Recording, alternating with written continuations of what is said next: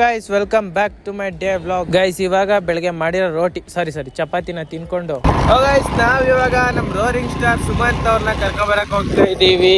ಅದು ನಮ್ಮ CD100 ಅಲ್ಲಿ ಗೈಸ್. ರೋರಿಂಗ್ ಸ್ಟಾರ್ ಸುಮಂತ್ ಅವ್ರನ್ನ ಕರ್ಕೊಂಡು ಹೋಗಿ ಬಂದ್ವಿ. ನಾಷ್ಟ ಮಾಡಿದ್ರು ಸ್ವಲ್ಪ ಹಿಂಗ್ ನೋಡು, ಅದ್ಯಾಕೆ ಹಿಂಗ್ ನೋಡ್ತೀಯ? ನಾಷ್ಟ ಮಾಡಿದ್ರ ಬ್ರೋ? No way. ಅಷ್ಟೇ. ಸುಮಂತ್ ಇವತ್ತು ವ್ಯಾಲೆಂಟೈನ್ಸ್ ಡೇ ಎಲ್ಲೂ ಹೋಗಿಲ್ವಾ ಬ್ರೋ? ರಾತ್ರಿ ಮಿಕ್ಕಿರ ಎಣ್ಣೆ ತಗೊಂಬ. ಆಮೇಲೆ ಎಲ್ಲಿಗೆ ಬ್ರೋ? ಮೈಸೂರು ಬೆಟ್ಟದಲ್ಲಿ ಸೀರಿಯಲ್ ಸಟ್ಟು ಬೆಳಕಲ್ಲಿ ಎಣ್ಣೆ ಹೊಡಿಯಲ್ಲ. ಸೊ ನಾವು ಒಳ್ಳೆ ಹುಡುಗರು ಮುಂದೆ ಸಾಕು. ಇದರ ಮೋರಳಿ ದಬಾಕ ಬಿಡ್ತೀವಿ, ಆಮೇಲೆ ಗಾಡಿ ಎತ್ತಕ್ಕಾಗಲ್ಲ. ಇವರು ನಮ್ಮ ಸಂದೀಪ್ ಬ್ರೋ. ನಾವು ಇವ್ರ ಹತ್ರನೇ ಹೇರ್ ಕಟ್ ಮಾಡ್ಸೋದು.